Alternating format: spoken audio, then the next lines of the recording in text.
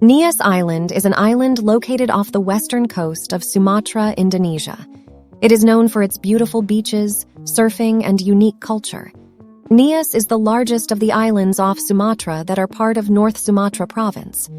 This archipelago consists of 131 islands, of which Nias Island is the biggest. Of the 131 islands in the Nias archipelago, only a few are inhabited.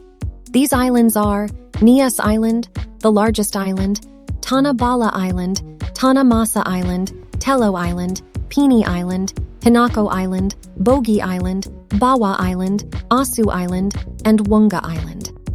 The population in this area was 756,762 inhabitants at the 2010 census, including Ono Niha, the indigenous inhabitants of the island, Malay, Batak, and Chinese. By the 2020 census, the population had risen to 880,550, and the official estimate for mid-2022 was 902,632. There is only one city in Nias Island, which is Gunung Sitoli.